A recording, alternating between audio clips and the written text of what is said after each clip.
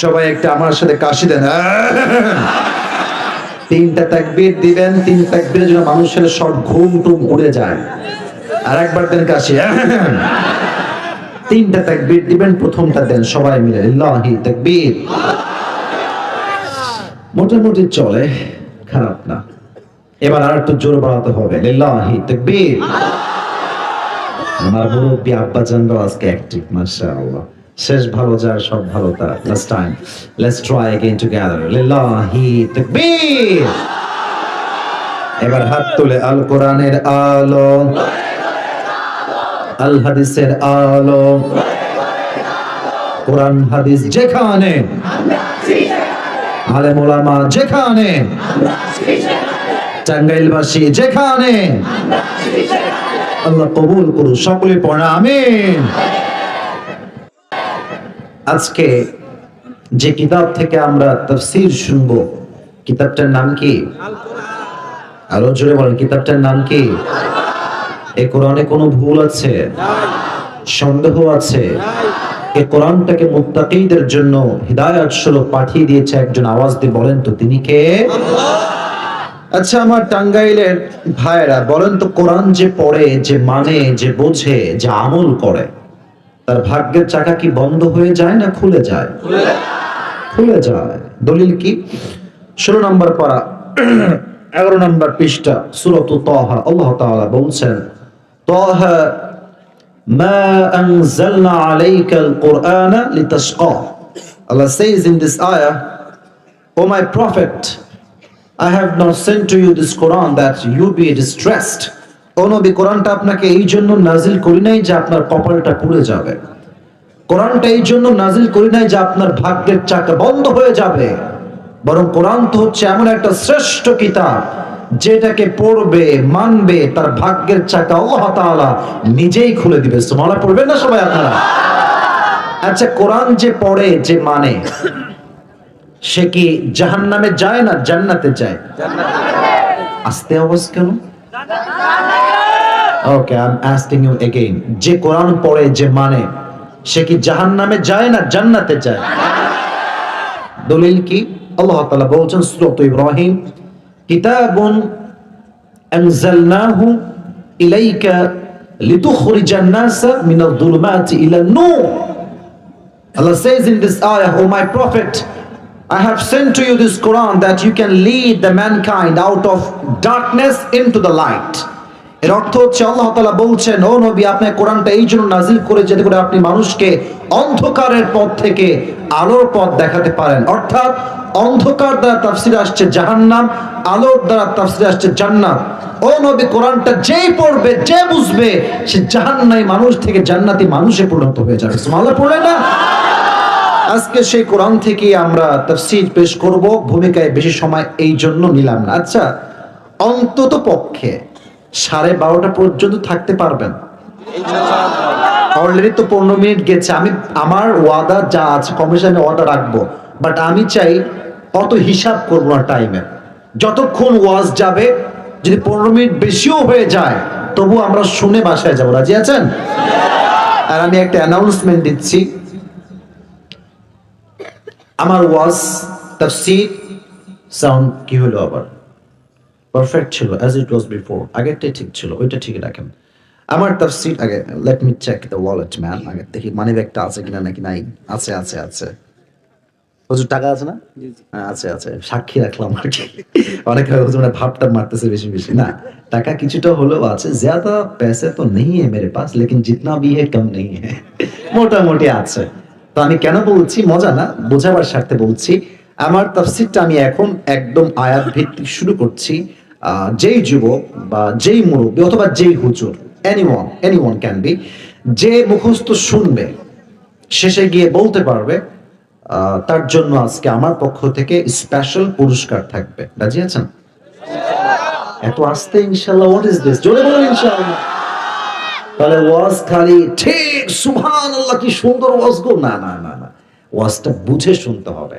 আর একটা কথা মাথায় রাখবেন, যেই আলোচক খুব বেশি ভাইরাল, সে যে খুব বেশি আমলওয়ালা, ইটস নট লাইক দ্যাট। এটা আমাদের বাংলাদেশের বড় একটা ভুল ধারণা। যে ভাইরাল বেশি, তার ভিউ বেশি, যে ভাইরাল বেশি তার মাহফিলে লোক আসে বেশি। বাট আপনি জানেন না, আমরা যাদের কাছে পড়েছি, আমার ওস্তাদের কথা আমি বলি, জগৎ বিখ্যাত আলেম, কত বড় আলেম, you don't have any idea about it man. আমরা যখন কাফিয়া জামাতে পড়তাম, এটা কয় মাদ্রাসার কথা বলতেছি, আমাদের একজন শায়েখ আসতেন, যাত্রাবাড়ির শায়েখ, তার নাম হচ্ছে মাহমুদুল হাসান শায়েখ, বড় একজন আলেম, বিজ্ঞ আলেম। মিডিয়াতে একদমই আসেন না, ভিডিওকে অ্যালাউ করেন না, ক্যামেরাকে দুই চোখের বিষ মনে করে তারা। কিন্তু উনি যে কত বড় আলেম, আমার মতো আসিফকে কয়েক হাজার নিয়ে আসলে ওনার এলেমে বরাবর হবে না।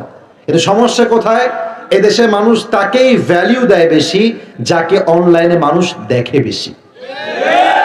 বড় আলেম এখানে নিয়ে আসেন আপনি, আমি আপনাকে গ্যারান্টি দিয়ে বলবো, কিসের এই লোক দাঁড়ানো, বসার লোকে আপনি খুঁজে পাবেন না। এই সামনে 20-30 জন লোক থাকবে। আমি কোনো কথা মিথ্যা বলছি না যুবক ভাইরা, তোমাদেরকে আমি মেসেজ দিচ্ছে, আমার মেসেজ শোনো আগে। তোমার যে আলেমের কথা শুনলে দিনের পথে ফিরে আসতে মনে চায়, সেই হচ্ছে প্রকৃত পক্ষের আলেম। আর আমি আসিফকে এইভাবে কেউ জাস্টিফাই করবেন না যে আসিফ হুজুর তো অনেক viral, millions followers. No no no no, এটা আল্লাহর কাছে কখনো সফলতার মাপকাঠি নয়। সফলতার মাপকাঠি সেটাই যখন আমার ঈমান এবং আমল দুইটাই সহি শুদ্ধ হবে, ঠিক কিনা বলেন? এজন্য আমার কথাগুলোকে এনজয় করার জন্য শুনবেন না, কানের মজার জন্য শুনবেন না। যা বলি, I hope that it will change your life totally and completely, ইনশাআল্লাহ। আজকে সংক্ষিপ্ত সময়ে আমরা যে বিষয়ে আলোচনা করব, সের নাম হচ্ছে দ্য লাইফ অফ হেয়ারআফটার, পরকালের জীবন, আখিরাতের জীবন, পরকালের জগৎ, আখিরাতের জগৎ কেমন হবে, ওই জীবনটা আমরা কিভাবে লিড করব, ওই জীবনে আমাদেরকে কি কি ফেস করতে হবে, ব্যাখ্যা সহকারে আজকে আমরা কোরআন থেকে শুনবো। রাজি আছেন তো ইনশাআল্লাহ? এবার আসুন কিছু ইমানি প্রশ্ন করি, ইমানের প্রশ্ন। You have to answer me very very loudly, মন থেকে জবাব দিবেন, যা মন চায় না তাও, যদি মন নাও চায় তো মন থেকে বলবেন মানে ইমানের প্রশ্ন করছি। পরকালের জীবন বলে যে একটা জীবন আছে, এই জীবনের পরে, এটাকে আমরা বিশ্বাস করি কি করি না? মাশাআল্লাহ, করি। এই জীবন যে আসল জীবন নয়, কবরে একদিন যেতেই হবে আমাদের সবাইকে, বিশ্বাস করি কি করি না? আরেকটা প্রশ্ন, যত আমল আমরা করছি, চাহে ছোটা হোক ইয়া বড় হোক, যতই বড় হোক অথবা যতই ছোট হোক, প্রত্যেকটা আমলের হিসাব যে দিতে হবে আল্লাহর কাছে, এটা আমরা সবাই ট্রাস্ট করি কি করি না? বিশ্বাস করি কি করি না? করি। That means all the Muslims in this world, we believe that there will be a final hour bringing the end to this world's life, and there will be a last day. After that there will be no other day. আমরা সবাই এটা বিশ্বাস করি, এমন একটা ঘন্টা, এমন একটা সময় আমাদের জীবনে আসবে, যেটা হবে আমাদের জীবনের শেষ ক্ষণ, শেষ মুহূর্ত, শেষ দিন। ওই দিন যখন মালাকুল মউত চোখের সামনে আসবে, ওই দিনটাই হবে আমাদের জীবনের সর্বশেষ দিন, ঠিক কিনা বলেন যুবক ভাইরা? তবে আমার পরকালের জীবন নিয়ে কথা শুনতে গেলে আপনাকে আমার ওয়াজের কথাগুলোকে ফিল করতে হবে। একজন মেয়েকে বিয়ে তখনই করা যায় যখন তাকে মন থেকে ফিল করা যায়। একজন মেয়ে দেখতে অনেক সুন্দরী, বাট তারে দেখলে ফিল হয় না, চাইছে যতই সুন্দরী হোক, আমি বিয়ে করতেই পারবো না। কথা ঠিক কিনা বলো যুবক ভাইরা? বলো বলো। ফিল করো, ফিল যে করবা, সবাই যারা ডানে বামে সামনে আছেন, সকলেই আপনার চোখটা 3 সেকেন্ডের জন্য অফ করেন। সবাই, everyone please close your eyes, চোখটা বন্ধ করেন। আমি 3 গুনবো, 3 গোনা বন্ধ হলে, শেষ হলে আপনার চোখ খুলবেন। 1 2 3, প্লিজ ওপেন ইউর আইস, চোখ খুলেন। একদম কল্পনার জগতে আসেন, একটু নিজেকে কল্পনার জগতে নিয়ে যান। এটা হচ্ছে টাঙ্গাইলের সখীপুরের চাটারপাড়া। আমরা একটা মাঠে বসে আছি। আপনাদের টাঙ্গাইলের একটা বিশ্ব রোড আছে, এদিকে ময়মনসিংহ রোড, বিশ্ব রোড আছে। আপনি চাটারপাড়া থেকে বের হয়েছেন, আপনি যাবেন টাঙ্গাইলের মেইন শহরে বাইপাস হয়ে। আপনি যাচ্ছেন আপনার বাইকে করে, অথবা আপনি যাচ্ছেন আপনার সাইকেলে করে, অথবা আপনি যাচ্ছেন সিএনজিতে। অথবা আপনি যাচ্ছেন অটোতে করে, you are going to your school or you are going to your workplace, কেউ যাচ্ছে কাজে, কেউ যাচ্ছে ব্যবসায়, কেউ যাচ্ছে তার আপন কাজে। গাড়ি কিন্তু খুব স্লো। এটা হচ্ছে বিশ্ব রোড, এটা হচ্ছে ছোট্ট রোড। আপনি গাড়ি চালিয়ে উঠেই বামে মোড় নেবেন and you are going to your workplace, যাচ্ছেন। বাইকটা নিয়েছেন, বাইকের গতি হচ্ছে মাত্র 15 অথবা 20, 15 অথবা 20, খুব স্লো। যখন এই বিশ্ব রোডে আপনি উঠবেন, বাইকটা নিয়ে গিয়ে উঠে জাস্ট বামে যাবেন, এট দ্য সেম টাইম পেছন থেকে লম্বা একটা ট্রাক 120 স্পিডে এসে আপনার বাইককে এমন একটা ধাক্কা দিয়েছে, আপনার বাইক সহ আপনি কমপক্ষে 70 হাত দূরে গিয়ে পড়েছেন। আর এমন জোরে গিয়ে আপনি পড়েছেন, আপনার এই মাথার যে কপালটাই হেট, এই যে পিচ থাকে রাস্তার শক্ত শক্ত পিচ, ওখানে গিয়ে এমন জোরে লাগছে, পুরো কপালটা ফেটে, মাথার এই হাড্ডি গুড্ডি ফেটে ফিলকি দিয়ে রক্ত গলগল করে বের হওয়া শুরু হয়ে গিয়েছে। এই রক্ত দেখে টাঙ্গাইলের সব যুবক মুরব্বী দৌড় দিয়ে আসছে, বাঁচাও, ওকে মেডিকেল নিয়ে চলো, সবাই দৌড় দাও দৌড় দাও। সঙ্গে সঙ্গে আপনার দেহকে তারা তুলে অ্যাম্বুলেন্সে নিয়েছে। আপনি totally senseless, you don't have any sense, you're totally and completely senseless, কোনো জ্ঞানই আপনার ভেতরে নাই। 24 ঘন্টা পর আপনার জ্ঞান ফিরে এসেছে, চোখ খুলেছেন, চোখ খুলে দেখছেন যে আসলাম কোথায়। চতুর্পাশে সাদা আর সাদা, গেট সাদা, ছাদ সাদা, যে ফ্যান চলছে উপরে ফ্যানটাও সাদা, যে বেডে শুয়ে আছেন বেডের চাদরটাও সাদা, বালিশের কভারটাও সাদা। ভাবছেন আমি আসলাম কোথায়। হঠাৎ করে চোখ দিয়ে খুব ভালো করে দেখছেন ডেটের দিকে, দেখছেন যেখানে আমি এসেছি, this is called ICU room, এটাকে বলা হয় ICU. That means this is the last stage of your life, এটা আপনার জীবনের শেষ মুহূর্তে আপনি চলে আসছেন। ঠিক সেই সময়ে গিয়ে আপনি ভাবছেন আপনি আপনার জীবনে কি কি অন্যায় করেছেন। যেই যুবক সারা জীবন পর্নোগ্রাফি দেখেছে, সেই যুবক তার অন্যায়গুলো স্মরণ করছে। যেই মুরব্বী আব্বাজান সুদ খেয়েছে, ঘুষ খেয়েছে, সে তার সুদ আর ঘুষ কেন খেয়েছে আইসিইউর বেডে বসে সে আফসোস করছে। যেই মেয়েগুলো বেপরদায় চলেছে, সে শুয়ে শুয়ে ভাবছে আমি কেন বেপরদায় চললাম, আমি কেন পর্দা করলাম না, কেন আমি বোরকা পরলাম না, শুয়ে শুয়ে আফসোস করছে। তবে সেই দিন যুবকগুলো, মুরব্বীগুলো, মেয়েগুলো, মাগুলো আজকের এই রজনীর কথা স্মরণ করবে, ভাববে যায় হায় হায়, জীবনে তো অনেক অন্যায় করেছি, বাট 10 ফেব্রুয়ারি আমাদের চাটপাড়ার মাটিতে 10 ফেব্রুয়ারির রাতে একটা সুন্দর প্রোগ্রাম হয়েছিল, তাফসীর প্রোগ্রাম। ওখানে আমি শুধুমাত্র আল্লাহকে খুশি করবার জন্য গিয়েছিলাম। এই ভালো আমল স্মরণ হওয়ার সাথে সাথে তার মনে একটা শান্তির ছোঁয়া বয়ে যাবে। সুবহানাল্লাহ পড়বেন না আপনারা সবাই? হঠাৎ করে আপনি দেখবেন আকাশ থেকে একজন, আকাশ থেকে জমিন থেকে নয়, আকাশ থেকে একজন যুবক নেমে আসছে আপনার রুমে। আপনি ভাবছেন যে আকাশ থেকে কেমনে আসলো, মানুষ তো কখনো আকাশ থেকে নামতে পারে না। হু ইজ হি, সে কে? মাথায় কাজ করছে তখন একটা হাদিসের কথা, যে মৃত্যুর পূর্বে প্রত্যেকটা মানুষের কাছে একজন স্পেশাল ফেরেশতা আসবে। ফেরেশতার নাম হচ্ছে মালাকুল মউত। নাম কি যুবক ভাইরা? মালাকুল মউত আজরাইল আলাইহিস সালাতু ওয়াস সালাম। মাথার টনক লড়বে, আমার জীবন শেষ, আমি কি মারা যাব? এই মৃত্যুকে আল্লাহ তাআলা মানুষের জন্য দুটি ভাগ করেছেন। নাম্বার 1,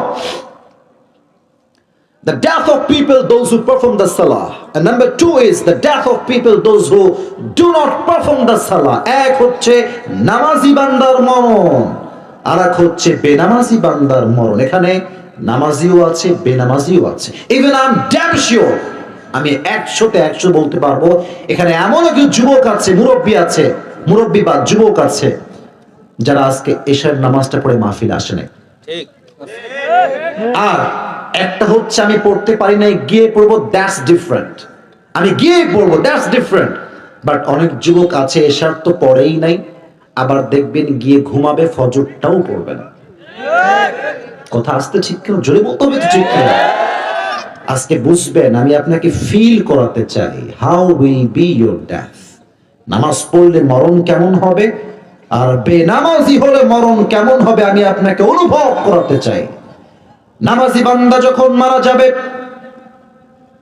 তার চেহারার সামনে মালাকুল মউত আসবে, তার দেহের রং হবে সাদা ধবধবে যুবকের মতো, আর সে একটা জুব্বা পরবে, it will look like a white colour. এটা হবে সাদা রঙের জুব্বা, তার মুখে থাকবে চাপ দাড়ি, এত সুন্দর সুশ্রী হ্যান্ডসাম যুবক হবে। নামাজি বান্দা মালাকুল মউতের চেহারা দেখে খুশিতে একটা আত্মহারা হয়ে মুচকি হাসি দিয়ে দিবে। সুবহানাল্লাহ পড়বেন না আপনারা? কারণ নামাজি বান্দা বুঝে যাবে কষ্টের দিন শেষ, সুখের দিন এই তো শুরু হলো। তো যখন নামাজি বান্দার সামনে মালাকুল মউত দাঁড়াবে, just try to feel it. একটু ভাবেন, দৃশ্যটাকে একটু একটু ফিল করার ট্রাই করেন। মালাকুল মউত নামাজি বান্দার সামনে দাঁড়িয়ে বলবে, এই নামাজি বান্দা, you have nothing to be worried, কোনো টেনশন নাই। ইয়া আইয়াতুহান নাফসুল মুতমাইন্না উখরুজি ইলা মাগফিরাতিল্লাহি ওয়া রিজওয়ানি। এই নামাজি বান্দা, তোমার কোনো টেনশন নাই, তোমার কোনো চিন্তা নাই। ও মুরব্বি আব্বা জানো, আমার যুবক ভাইয়েরা, নামাজি বান্দাকে মালাকুল মউত বলবে, তোমার জন্য আল্লাহ অপেক্ষায় আছে এবং তোমার জন্য আল্লাহর জান্নাত এবং ক্ষমা অপেক্ষায় রয়েছে। সুবহানাল্লাহ পড়ে। আচ্ছা, কোরআন শরীফ, কোরআন মাজিদে দেখেছি টিস্যুর উপরে। আচ্ছা, আমি হাতে একটা টিস্যু নিচ্ছি, হ্যাঁ, আমাকে একটু রেসপন্স দিবেন। এই যে আমার হাতে এটা, আমাকে বলেন তো, হোয়াট ইজ দিস? না, এটা তো টাঙ্গারের সাউন্ড না, এটা কি? আর একবার, এটার নাম কি? এটা কয় কোনা? কয় কোনা? যে রুমালগুলো আমরা ইউজ করি সাধারণত নরমালি, দেখবেন রুমালটা কি হয়, গোল না চার কোনা? যে বিছানা আপনার আছে, বেডের বিছানা, বিছানা কয় কোনা হয়? Right answer. বুঝবেন, হাদিসটাকে প্র্যাকটিক্যালি বোঝাবার জন্য আগে হাদিসে এবারটা বলি। হাদিসটা হচ্ছে এরকম, ক্বালা রাসূলুল্লাহ সাল্লাল্লাহু আলাইহি ওয়াসাল্লাম, কাফাম মিন আকফানিল জান্নাহ ওয়া হানুত মিন হানুতিল জান্নাহ। যে নামাজি বান্দা হবে, নামাজি মেয়ে হবে, মহিলা হবে, মুরব্বী হবে, আয় হায় হায় হায়, তার রূহকে রিসিভ করবার জন্য, মানে নেওয়ার জন্য আল্লাহ তাআলা জান্নাত থেকে একটা লাল রেশমি রুমালের কাপড় জান্নাত থেকে দুনিয়াতে পাঠিয়ে দিবে।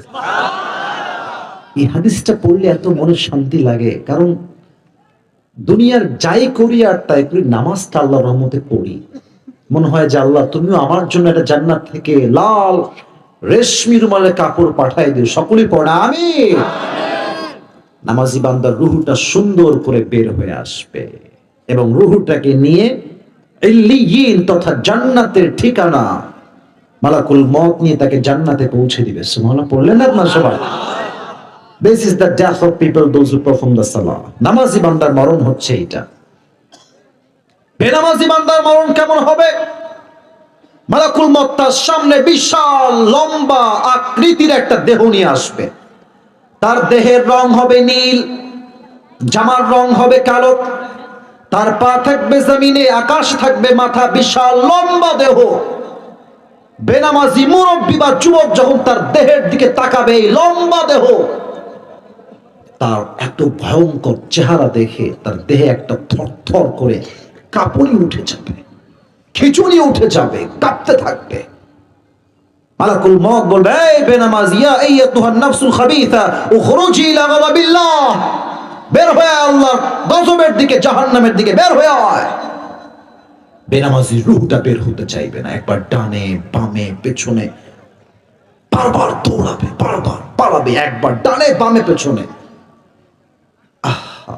এবার মালাকুল মউত তার বাম হাত দিয়ে এমন একটা থাবা মারবে তার রূহের দিকে, তার রূহটাকে যখন এমনি বের করবে তার সিনার থেকে, হাদিসে এসেছে, একদম মনোযোগ দিয়ে শুনবেন হাদিসটা, একটা জীবিত ছাগলকে যাবেহ না করে তার চামড়া যদি কেউ টেনে হিচড়ে চাকুতে ছিঁড়ে ফেলে, ছাগলটার যে পরিমাণ কষ্ট হয় তার চাইতে কমসে কম 70 গুণ বেশি কষ্ট দিয়ে বেনামাজির রূহকে কবজ করা হয়। সকলে বলেন নাউজুবিল্লাহ।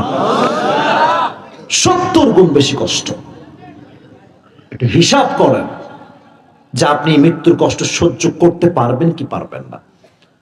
আজকে হাজার হাজার যুবক আছে আমার এই বাংলার মাটিতে, আজান হচ্ছে মসজিদে, ও মোড়ে মোড়ে দাঁড়িয়ে পাবজি এবং ফ্রি ফায়ার খেলছে। আজান হচ্ছে মসজিদে, মাঠে যুবকরা ক্রিকেট আগেও যেমন খেলছিল, আজান হওয়ার পরেও যুবকরা ক্রিকেট খেলতেই আছে। ঠিক কিনা বলো যুবকরা? হিসাবটা মিলাই নিও যে তুমি মৃত্যুর কষ্ট সহ্য করতে পারবা কি পারবা, একটু হিসাব করে নিও। যখনই আপনার রুহটা কবজ হয়ে যাবে, then the life of hereafter will start now. এই তো আপনার পরকালের জীবনটা শুরু হয়ে গেল। পরকালের জীবন যখন শুরু হবে, কবরে যাওয়ার পরে আপনাকে প্রশ্ন করা হবে কয়টা? কে বলতে পারে? মোট প্রশ্ন কয়টা বলেন দেখি সবাই? 4টা। প্রথম প্রশ্ন, মান রব্বুক, হু ইজ ইউর লর্ড? আমাদের রব কে? আল্লাহ। আল্লাহর নামটা এত আস্তে, জোরে বলেন। আল্লাহ। আমাদের রব কে? আল্লাহ। আল্লাহ আমার রব, দমে দমে তনু মনে তারি অনুভব। ঠিক কিনা বলেন যুবক ভাই? তোমার দুনিয়াতে আমি যেদিকে তাকাই, অথই নেয়ামতে ডুবে আছি সবাই। পাখ পাখালির কণ্ঠে শুনি তাসবিহ কর রব, তাসবিহ কর রব। পড়েন, আল্লাহ আমার রব, দমে দমে তনু মনে তারি অনুভব। রবকে। 2 নম্বর প্রশ্ন হবে, ওমান নবিয়্যুক, তোমার নবীর নাম কি? আতারিফু হাযার রাজুল, do you know this person, who is he? তুমি কি জানো এই ব্যক্তির নাম কি? যার মুখে দাঁড়িয়ে আছে সে বলবে এটা তো আমার প্রিয় নবী, প্যারা হাবিব মুহাম্মদুর রাসূলুল্লাহ সাল্লাল্লাহু আলাইহি ওয়াসাল্লাম। আচ্ছা, চাটার পাড়ার ভাইরা, আমার এই মুখে এটা কি? রাইট আনসার, খুব জোরে হয়েছে এটা। আমি আবার বলি, এটা আমার মুখে কি? আচ্ছা, আমাকে এদিকে তোমরা যারা আছো গুদাগুদি করিস না, আমার দিকে তাকান। আচ্ছা, আমাকে দাড়ি রেখে কি অসুন্দর লাগতেছে না? মন থেকে বলো, অসুন্দর লাগতেছে? আচ্ছা, আনস্মার্ট লাগতেছে? অনেকে কয় দাড়ি রাখলে নাকি মেয়েরা বিয়ে করে না। কিছু কিছু মেয়ে আছে কিন্তু এরকমই আছে।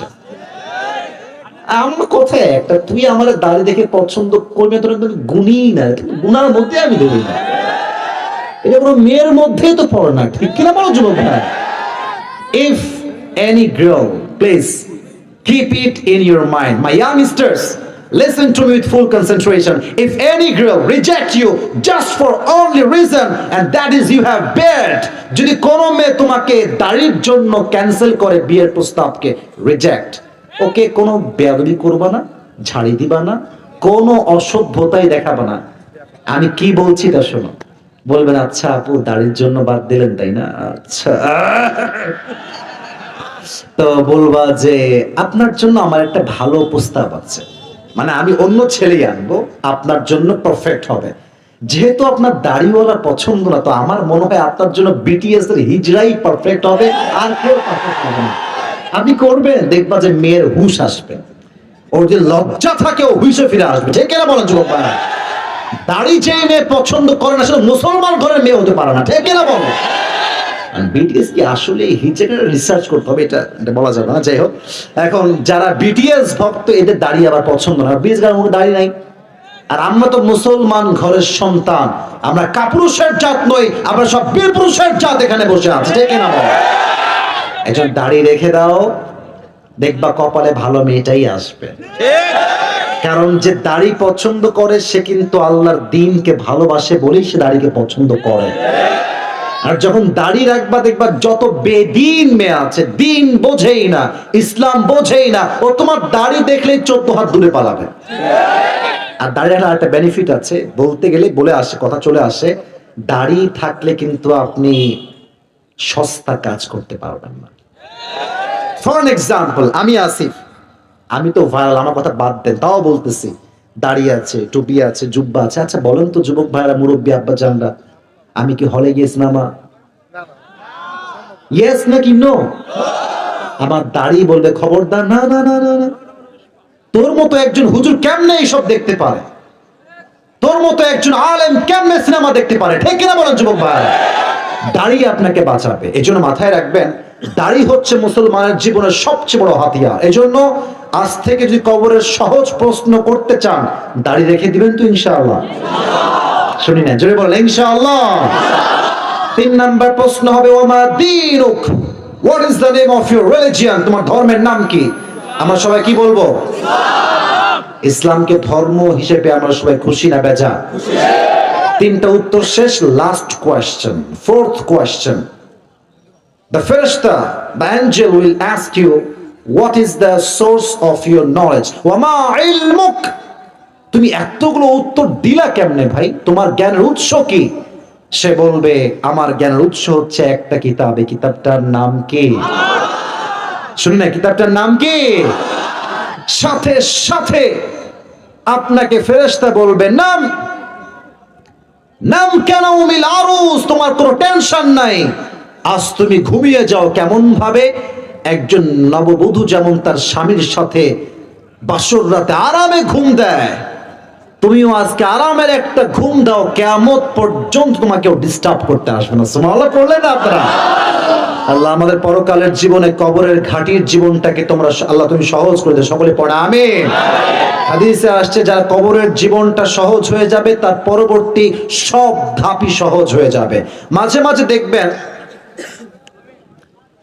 যদি আপনি কোনো সরকারি কনফারেন্সে অ্যাটেন্ড করেন, দেখবেন ওখানে অনেকগুলো এন্ট্রি গেট আছে, প্রবেশ পথ। কথা কি বোঝা যায় যুবক ভাইরা? দেখবা যে একের পর এক গেট, একের পর এক গেট, একের পর আর এক গেট। প্রথম গেটে বলবে আপনি কে, পরিচয় দিন, পরিচয় দিলেন। দেখবেন দ্বিতীয় গেটে কিন্তু আপনাকে বেশি একটা ধরপাকড় করবে না।